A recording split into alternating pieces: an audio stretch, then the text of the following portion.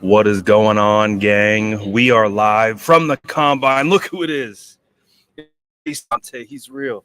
Look, I can touch him. I can touch him. So what we need you guys to do before we get started, let us know that you can hear both of us. Yes. And you'll be our producers for the show today. But basically, we're here from the combine. We're going to talk about everything that's been going down and go from there. So make sure you drop your spicy sourdoughs in the chat. Smash that like button. Let's get it.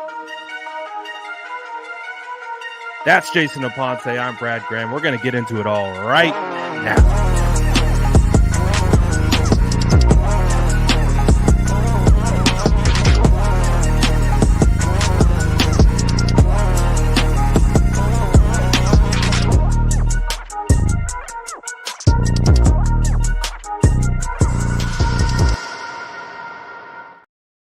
We'll just vibe because it's state of the franchise.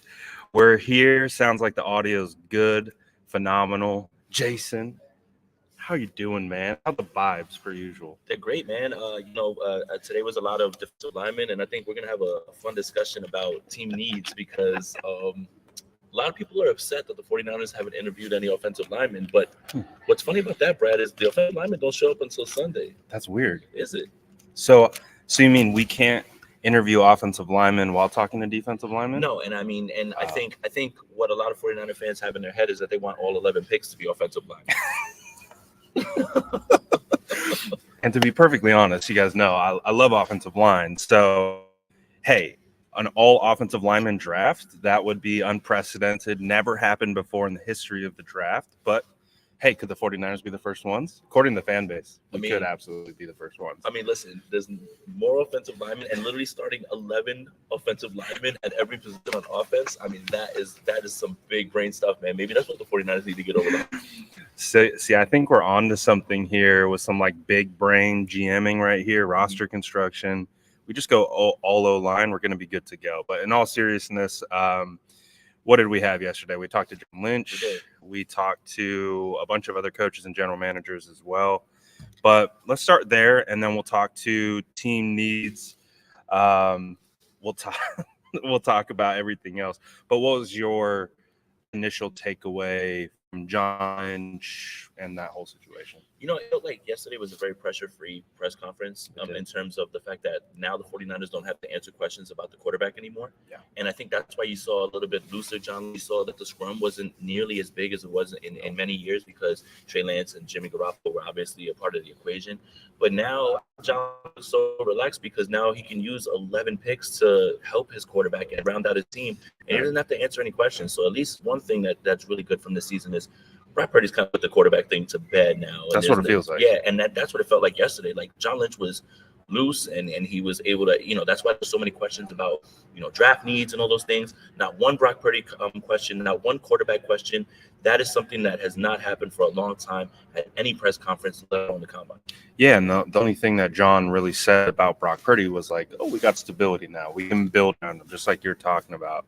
So I agree. Like, what's the biggest difference, I would say, from last year versus this year? And we were talking about it, right? Because last year's combine, Purdy couldn't throw. Mm-hmm. We didn't know if he was ever going to be able to throw again. That's honestly a possibility. Trey Lance was still on the roster. Trey Lance was still on the roster.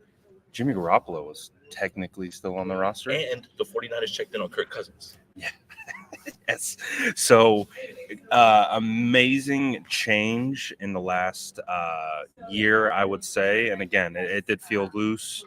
The questions, the biggest thing I would say right now is about Brandon Ayuk. Right? Yeah, I think that's it. But like, what was your takeaway on what he had to say about Brandon? I mean, again, it was a very generic answer. A lot of these questions were very easy to answer, and John's so media trained. It was essentially we love Brandon. We want him to be here for a long time. It's essentially the same thing that's been saying over and over. But it feels like that statement is a little bit more confident now that the salary cap bump, which we already saw coming, is. Thanks to Taylor Swift effect, it was a little bit more. So I think it kind of just makes it a lot easier for Brandon Ayuk to be signed. So, I mean, it felt like a very generic answer, but it felt like there's a little bit more confidence behind that answer because the money has been freed up. So it does feel like it's more of a certainty. I think the things that we found out that were a little bit more eye-opening were when John Lynch went behind the curtain with the 49ers beat, Yeah. and they started asking about Jawan Jennings, and you find out that they're trying to work on an extension. They'll still use the second round restricted free agent tag if they feel like they want to do that, the tender, if they want to do that. I think that they're probably not going to use the franchise tag, even though I don't feel like anybody's really asked that. So I think there's a lot of flexibility because of the cap, but I think the things that we learned was more from the beat than we did the actual press conference. Yeah, I agree. I think one of the things that we learned, whether from Barrows, Lombardi, Jennifer Lee Chan, Mayoko, was that there's in bringing Jonathan Feliciano back. Yeah. So there's your offensive lineman. There you go. That helps. So that would kind of plug that initial need for left or right guard, but of course still could look to the draft to build long-term longevity there. The other thing you mentioned, Jawan Jennings. Outside of that, was there really anything? I don't think that's. No, I mean, I think everything else, like, again, this press conference was, you can tell by the scrum, because it was literally the 49ers beat, me and you, and a few other people. And the people that were asking the most questions were the people that don't really create content for the Niners. Right. So it was very much like, this wasn't like an all eyes on John Lynch type thing. I feel like Mike McDaniel's scrum was a bigger. I feel like Howie Roseman and Sirianni's scrum was bigger, which also the funny part of the big down part was really funny, actually. That's probably the highlight so far. It was the highlight. It seems like everybody's like at peace with everything. So I think we can stop going off on Big Dom. Like, maybe it's over, right? It's done. At least with in the org, fans are always going to be on Big Dom's case. Right. Yeah. But it just felt like this one was. In years past, everyone was interested, right? Like, so even last year's question to John Lynch that I gave him was, you don't know what's going on with Brock. Do you have to bring that? Are you going to look in the draft? Like, that's a specific question to the quarterback. Right. None of those this year. It's really about what else does this team need to get over the hump, and then filling out the draft and however it is. So that's just a normal scrum. Like, it felt like, it was. So it was just not as crowded as it's been in years. And Jason Aponte, the last 2 of 3 years, kicking off the John Lynch pressers.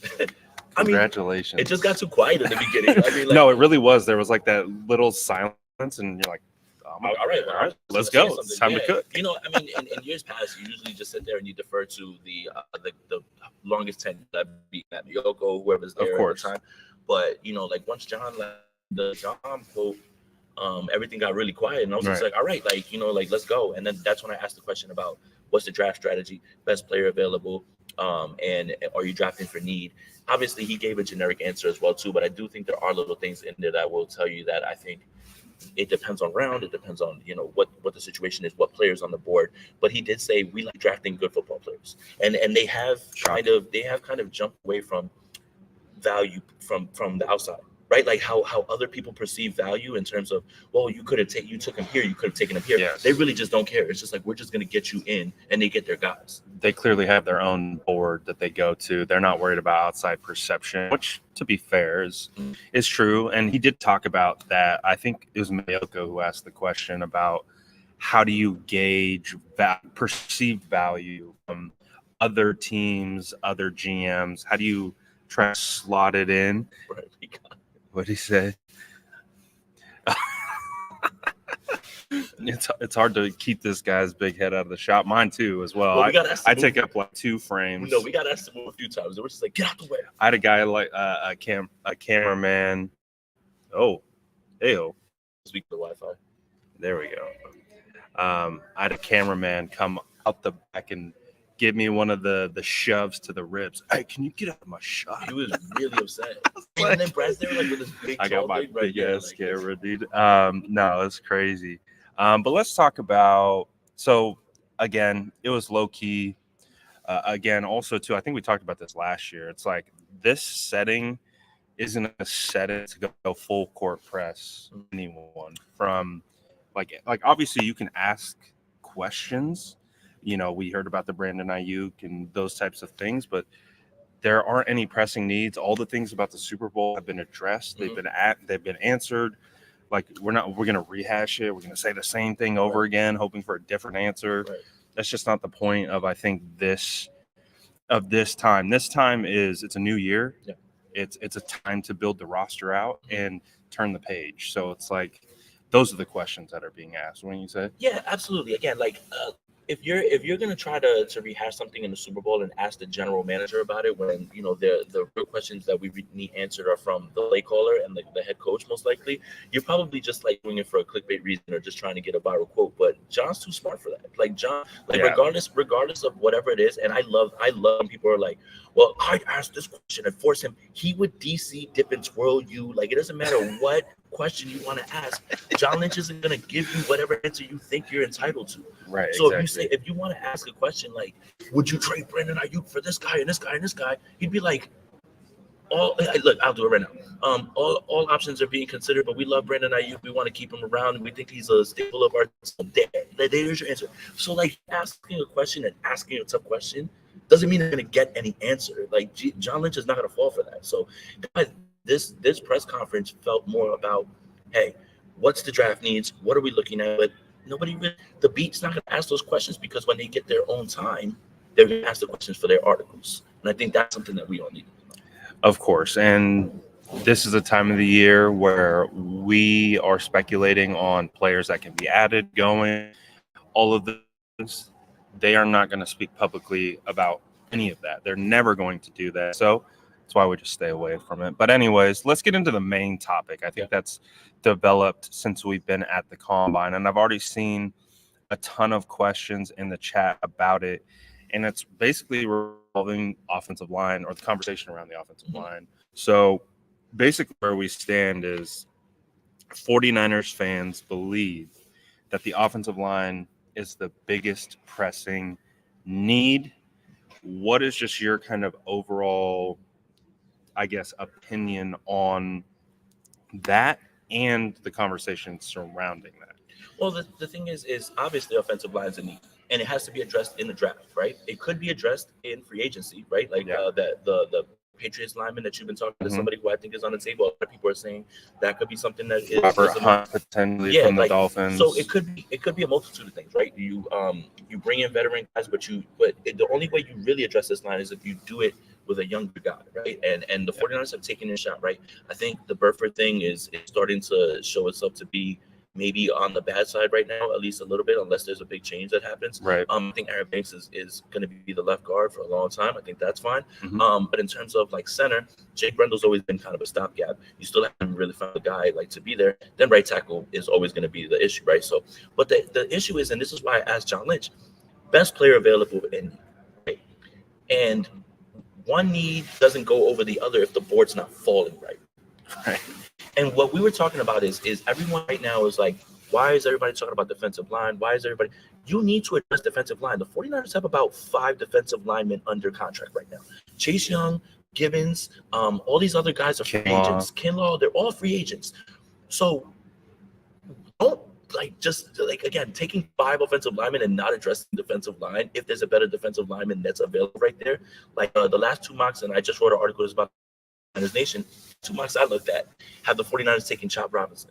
Right. And that's why I started digging into him a little bit more. Yeah. And he's someone that everybody in the description says elite traits, fast. Chris Kosuri can get his arms around him. But if you just wanted to be O-line, and then you end up taking a back end rusher who's not going to be able to help you and be in the rotation now, that's the dichotomy of this argument. You know, like it's you want offensive line, you need it, but if there's a defensive end to help you because you have so little and you still need an impact guy, right? Why would you eschew that just because you need offensive line?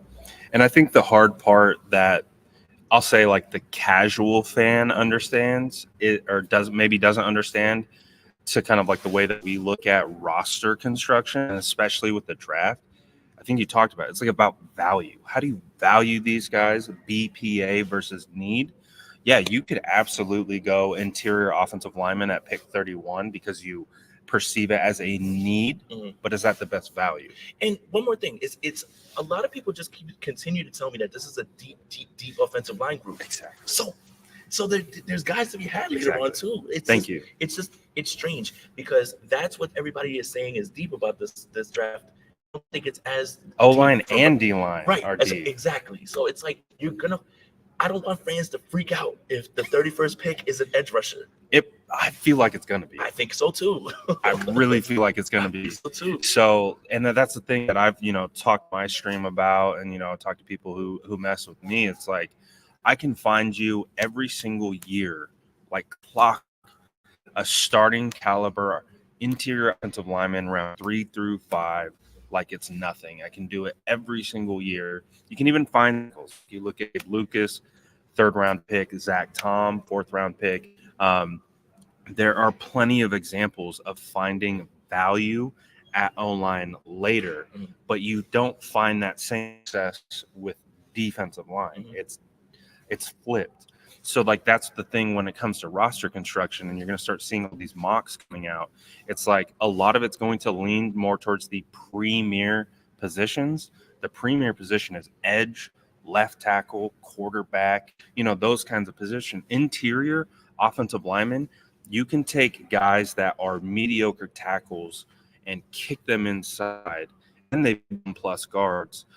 But you can find that at a value, right? Because they're technically tackles, but you can convert them, and that's the reason they don't go high, is because there's work that needs to be done. They need to shift inside. They need to learn new techniques.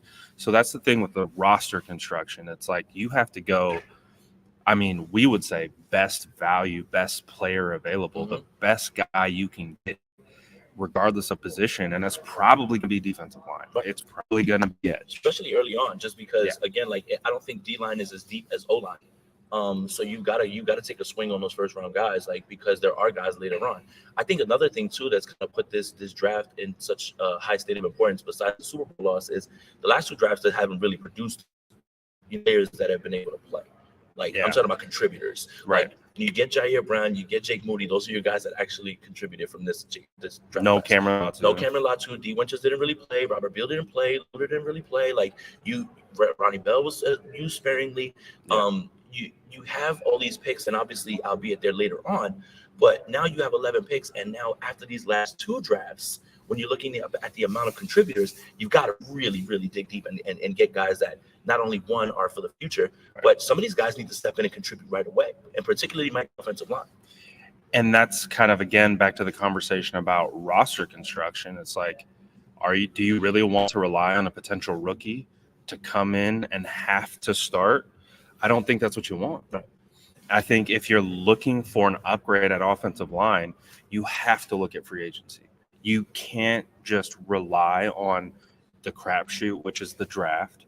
And yes, there's tons of instances of finding offensive linemen, day one starters, but you can't bank on them. Right. So in a team that's trying to win now, you got to bank on things that you can rely on.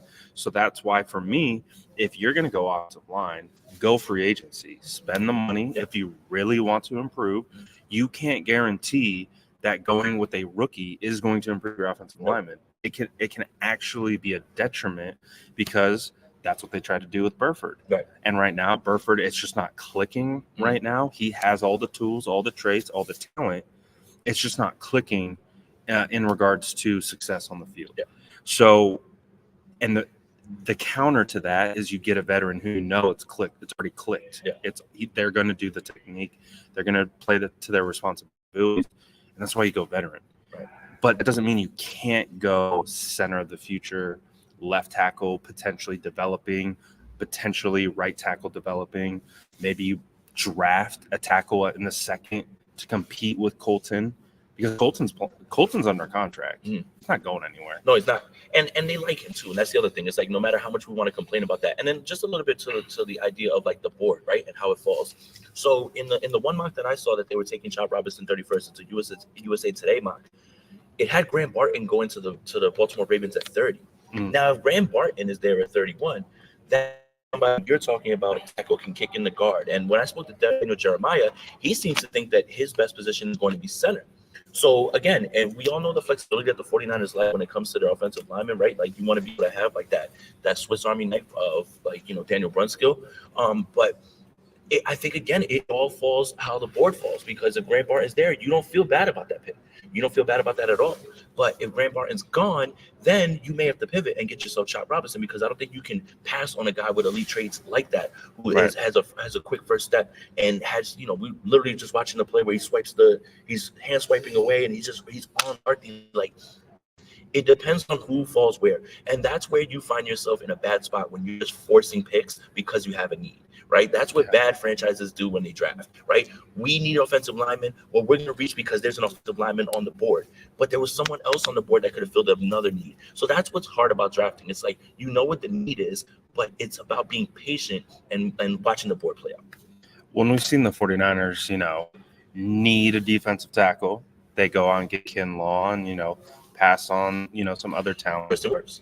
Yeah. Right? Like, you allow them to jump in front of you for Tristan Wirfs, but you decided to trade DeForest Buckner and then just go right back and plug it with another defensive tackle. But if you go BPA right there, you end up with Tristan Wirfs. Then you have Trent Williams, Tristan Wirfs, and you arguably have the best offensive line in the entire league. That's the thing.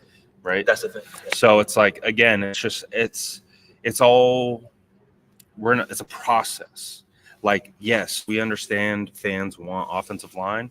I, more than anyone, want offensive line. It's something that I've been calling for since the very beginning, and they're sparing with when they go after it. Now we've seen them, go with Banks in the second, Burford in the fourth.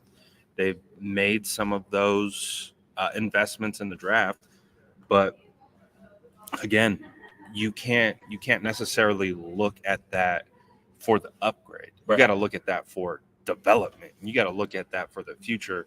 And so it'll be fascinating to see. But all right, so can I get a little spicy real quick? Get spicy. All right. It's the amount. All right, so remember, today's the defensive line. Today. Defensive line? Defensive. Oh, defense. Yeah. So today's defensive line. So any question that's going to be asked to any prospect about meeting with the 49ers, and people are in your comments yelling, that's not O-line. You have more patience than I do. I mean, what do you want us to do? What do you want the 49ers to do? It's the defensive line is only today. Yeah. Offensive line is Sunday. I'm sure Sunday, when they start asking who they've met with, you're going to hear offensive linemen who have met with the 49ers. Yeah. I know that if this is falling on deaf ears, but I need people to relax. I need you all to relax. Everyone relax. Everyone relax. We can't do O-line interviews when they're not here until Sunday. We can't figure out who they met with until they come on Sunday. And you know that they have to draft defensive line and offensive line. Defensive line is absolutely a need when you run down how many defensive lines, the line players that they have under contract, and the ones that are free agents. Chase Young might not be back. Kevin Givens might not be back. Kinlaw might not be back. Sebastian Joseph Day is also a free agent.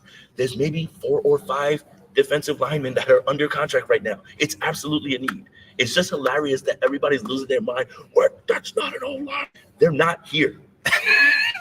They are not here. and Jason, they have 11 draft picks. 11. So that's why we were joking at the beginning. We're going to see the first ever all offensive lineman draft, all 11 picks, all offensive linemen, just to make the fan base. I mean, 11, and that's it. And guess what? When the 49ers do it, they're going to say to fire John Lynch for doing that. Hold on. But the big brain thing is we need O-line. We need O-line so bad that here's the offense you roll out. 5 offensive linemen, O-line is at quarterback, O-line and running back, O-line and wide receiver, O-line at the other wide receiver, O-line and tight end. Damn, 11 football where it's all defense and it's all I would big boys. actually love to see that. I'm going to take Trent Williams. I'm going to flex him out wide. He's going to play the X, and then we'll just backfill it from there, and we'll just see what happens. But no, it's funny because like this comment is nonstop all over any of the stuff that's coming out because it's all D-line. Right. And then again, the notion that defensive line isn't a need is insane. It's borderline idiotic. Yeah, it is. Like, and again, we love you guys. Like, you guys are awesome. We're not talking about you guys. You're the fans. But it's like the comments that we get saying that defensive line isn't a need, and it's like, you said I was patient. I bit on a comment. Yeah. And I said, what are you talking about? It's not a need. We only have 6 defensive linemen under contract right now. And the guy lists 6 defensive linemen, 2 of them which are free agents, which is him explaining why we don't need defensive line. And I'm like, this is why I don't engage sometimes with some of you, because it's pointless. Right. But what we're just trying to do is put it into context, right? So you could absolutely go after offensive line in this draft or free agency. And that's the thing, in 2 weeks, if they sign a big time guard, that completely pushes the can for offensive line minimum like third round. And then you remain flexible in the draft. So I think everybody has eyes on what they want in terms of like a franchise center or a guy, right? Of course. Right. Okay, that makes sense. I understand. But there's different ways to skin a cat. Some of it can be in free agency. Some of it can be in the draft. Like perhaps you want to take a shot on a guy who might be a little bit more of a project, but you have someone who can step in right now. Stand up 49er fans are kind of done with the stopgap thing. It's kind of like why we've gotten to where we've gotten in certain spots. They want franchise guys at every spot. Who doesn't want? And that's very fair. Right. But I think the 49ers have eyes on both. And so the same thing is in the defensive line. It could be, again, free agency, maybe some in the draft. Like, again, you kind of hoping that the light comes on with Drake Jackson. You're kind of hoping that these other things happen. You don't know if that happen, right. And that's why John Lynch kept saying we just draft goods, and just because something's not a need today doesn't mean that it will not be a need down the line. And that's why the best player available approach is so popular, because yes, you have needs at certain things, but if you have a player that is a dominant and you end up like passing up on Tristan Wirfs for a need, that's when you end up with, unfortunately, like what happened with Javon Kinlaw. Of course. And it's like, again, there's multiple ways to go about it, but that's what makes the roster construction process so fascinating. And it's something that you and I have followed for a long time. So we're not naive to it. Like, we totally understand that you have to, one, still go through free agency. And then once you go through free agency, that's when you really start to prioritize your needs and things like that. So that's kind of where we're at, right? So to kind of put a bow on the entire offensive line thing, the San Francisco 49ers are absolutely going to look into offensive line. They're going to do their homework, but they can't reach on offensive line either. No, and they can't reach on defensive line either. Exactly. And that's the thing. It's all about how the board's falling. And I think, again, free agency is going to be very telling because of who they bring in, and draft strategies change when you build rosters that way. So I think as of right now, because we're at the combine, because we're talking draft, everybody is just dead set like this is the team that they're going to have going in, and then they just got to add everything else. And there's going to be other players. Like we still have free agency. To go through. Yeah, we have no idea who else is going to end up being casualties that eventually the 49ers can jump on, right? For a low price. All those things are something that can happen, right? Like all those things can happen. So roster construction isn't just we're keeping the team that we have right now, bringing it back, and we just need to fill the rest with these 11. No, it's not going to be that. There's going to be changes on both sides. So I think it's a process, guys. That's it. It's just a process. The draft part, this scouting combine part is a part of the process. I think the best way to put it is that this is an information gathering process. We're not making decisions. We're gathering information so that once we get through free agency, we have the information that we need. We have the tape. We've got the Senior Bowls, the Shrine Bowls, we've got the Combine, and all the measurables and the medical. Then you have the roster, how it's built after you sign your free agents. BA's coming back. Jawan's coming back. These guys are coming back. Feliciano's coming back. That changes your draft strategy. Right. So as it stands right now, which one? The from Ariel. Do you want to answer this one from Boxing Fan? So Boxing Fan, get chopped now, then move up in the second round. Correct, right? And again, this is a deep O-line group. You gotta take them with the run. It can't be both. It can't be both. Like it just can't be both. Ariel says, would you sign Rob Hunt or Mike Onwenu? That's what I was saying. That's a guy that if you bring in Onwenu, that's a starter. And of course. And that's a guy that's not just gonna start for a year. That's not a stopgap. Right. No, that's multiple years. Yeah. So now you're getting him, he's 26. Right. So he'd be 27, 28, 29 if you save for 3 years. Yeah. Then you can kick that can down 31, the curve. You can truly be best player available, and then that would probably push you into edge. So again, right now, every strategy that we're talking about is under the assumption that the 49ers are not going to add anyone in free agency, and they're just going to run this team back, which I don't think is true. Right. That's the only thing. Okay, let's switch. Let me ask you this question. I think we've talked about this a little bit. If you had to address certain positions in free agency, to fill holes, what would those be? Obviously, we talked about offensive line, but what other positions would you rather turn to free agency opposed to looking for immediate starter in the draft? Yeah, I think that's year to year, right? So, like, let's say the 49ers had a wide receiver problem. If you're looking around at the wide receiver group, when I started going through the names, this wouldn't be the year that I would address it, in free agency. Maybe other years when you have, like, other guys, right? Yeah. But the 49ers necessarily don't have a wide receiver problem or anything like that.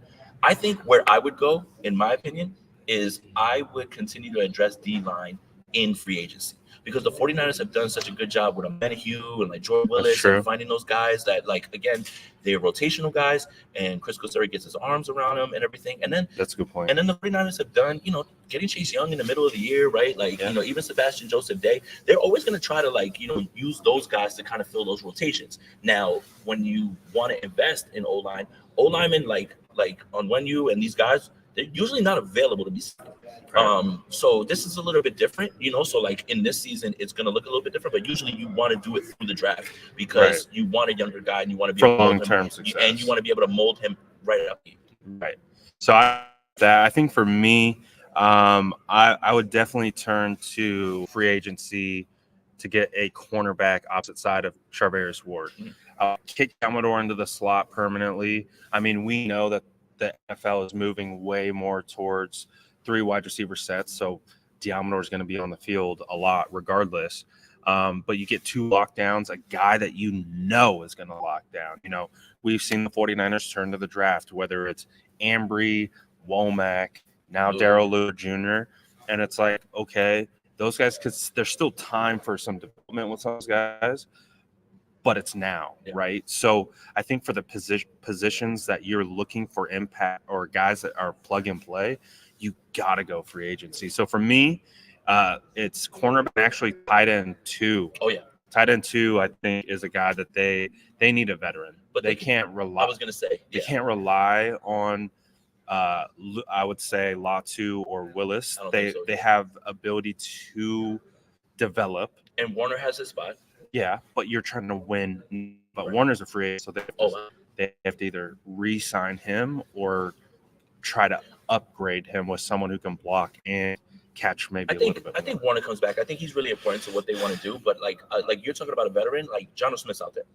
That's true. And that's somebody that you can get on the cheap that can fit right away. And he has pass catching and not that bad of a blocker at all. Like, put it like this. I mean, I don't know if this is an indictment on Pitts or the fact that he's really good, but he was like taking away from Kyle Pitts. Like, he was. He was. I don't know if that's just Arthur Smith. If that's Arthur Smith, because he didn't use Bijan either, right? Yeah, exactly. But no, John Smith's somebody who I would absolutely look at like right away. That's somebody who could step in and is a veteran, and again, your team is go now, win now. Like, you have, and this year we were talking about it.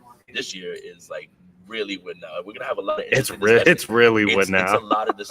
There's a lot of discussions to be had about like the importance of winning it this season because of what just happened. Yeah, absolutely. So 100%. Well, we haven't even really talked about that game, the Super Bowl and all that kind of stuff. What game? I don't know. It's gone. But to your point, this next season coming up is a big optics season. Like, I feel like, that's something that we've talked about, whether it was the Ravens game, the big games with all the eyes.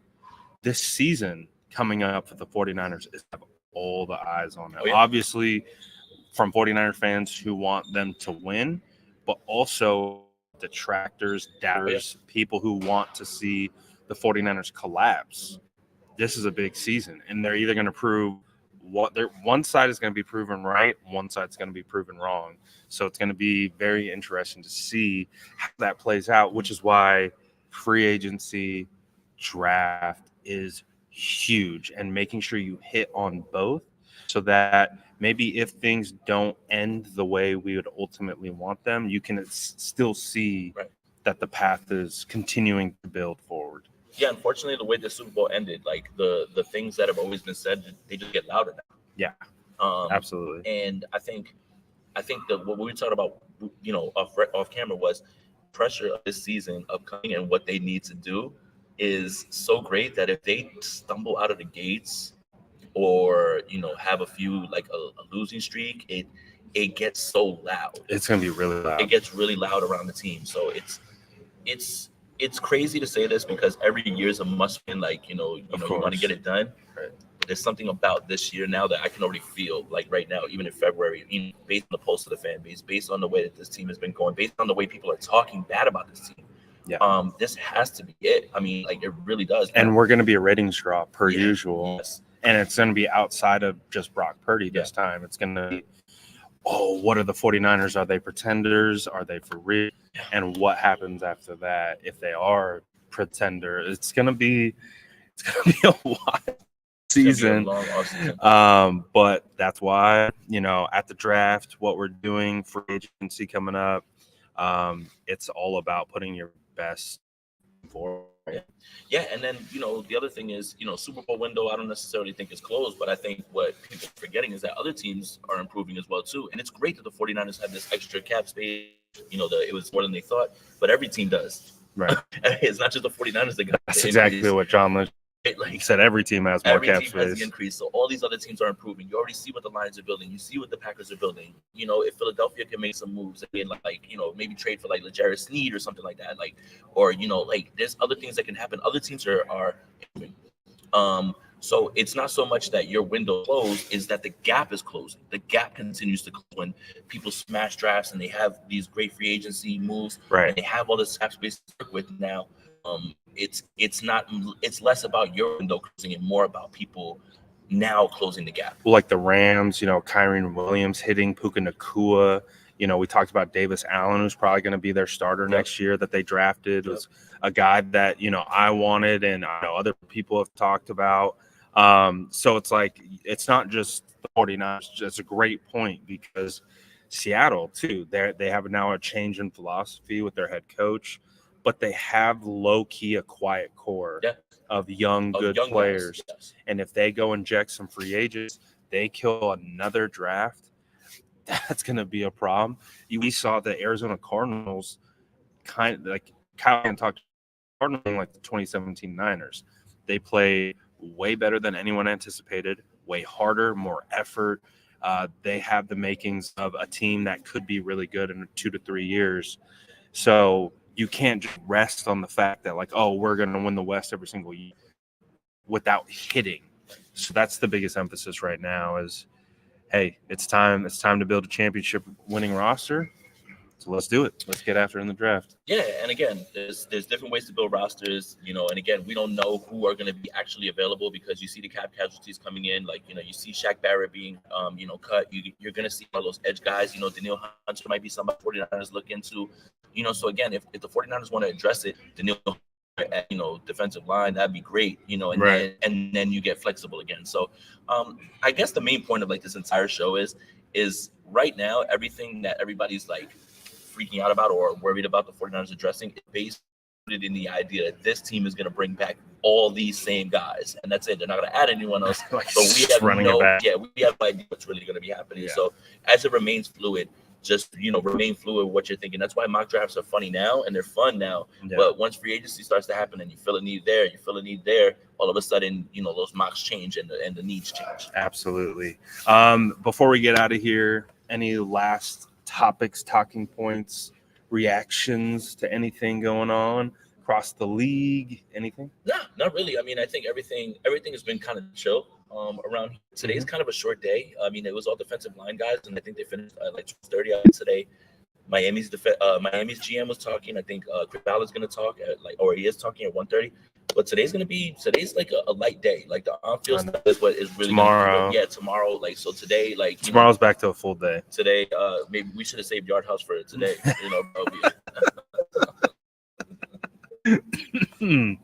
Well, regardless, the off-field stuff is going to be fun. We still haven't made it to the steakhouses yet, so right. That we're going to have more stories for you guys about that. Yeah. But again, great to be here at the Combine. First, same screen appearance. So see, we did this at the Combine last year, but we didn't figure out the mic camera setup. Mm-hmm. So we were in the same spot, but in different. So this much better vibe too. 100%, yeah. And I mean, the place too, we were watching little right up there, right over there. And we can do it in the media workroom because I'm such a loudmouth, right? And everybody's just gonna be looking at me and walking away. Christ, man, shut up, man. But no, it's been a lot of fun, man. Honestly, again, I feel like my favorite part of this, and I don't know if you feel like this. My favorite part of the combine is the coaches and GMs thing. Yeah, Always, it's pretty cool. you know, being able to ask Coach Mike, you know, about the running backs, and he was funny as usual. Didn't get a chance to talk to D'Amico because he's in high demand, and Yeah. he had a bunch of nice things to say. He had a fun time with hanging out with the beat reporters and everything. Yeah. And they ran into somebody, I believe, where it was just like a big like reunion. Yeah. But yeah, I mean, my favorite part is that part, and I think what you excel at is the player interviews. Like you're really good at that part. That's the part that I kind of fall back a little bit on. Well, I'm good at it when I know what I'm talking about. Dude, and all right, so can we just be completely 100% transparent? Be transparent. It was hard to look at these draft prospects when the 49ers are on a Super Bowl run. Yeah. And 100%. I will be completely 100% honest. When that Super Bowl ended the way it did, I completely unplugged. I needed time off. Yeah, because I needed to decompress. Yeah, and not only was I can't look at football right now and grind tape. And not even that, like the like being in the States, talking about the 49ers wasn't something that like I just had to like go back because I wanted to touch some grass, hang out with my daughter because I had been going so hard all year. Yeah. So I needed a week or two off. And then all of a sudden, boom, you got like a week to like get like in the know with all these guys. Like, go, and it's just it's trying to get into the flow of it. So I feel like this is like probably the most unprepared I've been for any draft situation because the 49ers have been on the entire time. I haven't even done a mock draft yet. Yeah, me neither. That's unreal. Me neither. I'm just gonna do one with all kickers. I'm gonna do one with all linemen. So just Will wait. that make you happy, folks? Just will that wait. make you happy? 11 picks All at offensive line. 11, just 11. 11. All 11 offensive line. Doesn't matter. Hey, we're winning the bowl with all 11. But appreciate all you guys as always tapping in. Jason, like just I don't know any of these players to be perfectly honest. So like we're scouting on the fly before we talk to them. So it's challenging. We finally got some tape. Yeah, we finally got some tape. We got some all 22. It's been challenging, but hey, man, we're gonna do our best. Continue to talk to these guys, see who's meeting with them. Obviously, the 49ers have been meeting with some D linemen, and they've been done. So, what do we have tomorrow? Do you know? Tomorrow is defensive backs, and I think that's another interesting look at because again, if you can find a guy like as you said opposite Travis Ward, I do think they want to give Darrell Luter a shot for sure. But again, you can't just rest on like expect them to take that jump. You've done that a few times in these last few drafts, and that's why they're in the position that they're in. So absolutely. So obviously, make sure you are sub to both Jason and I's channel. We'll obviously be doing draft coverage for the rest of the combine. And so I'll be here till Monday. You're out of here on Saturday. I'm leaving Saturday morning. Yeah, I gotta get back, man. I love Indy, but it's like super cold here today. But yeah, man, I need my bed. I feel it. We're running off like 3 hours of sleep combined the last 2 nights. So appreciate everyone for tapping in. Stay tuned. We're gonna try to get as much content as we can. Again, we're out and about. Doing all those different types of things. So stay locked in and appreciate all you guys as always for tapping in. 3rd year. Would we say this is the beginning of the 4th year or year 4? Yeah. So technically it's like our year 4 kickoff state of the franchise stream. So obviously could have been better in certain situations, but we're on to the future, right? I had a lot of fun this year. We're on to the future. Honestly, that's going to be the motto of 2024. I had fun. I hope you guys had fun. What does Jordan say? It's about the friends you made along the way. Maybe the real Super Bowl championship was the friends we made along the way. And just like that, we're going to head out, guys. So appreciate you as always for tapping in. We're out of here for now. Sub both channels. Peace. That's Jason Aponte. I'm Brad Graham. We're going to get into it all right now.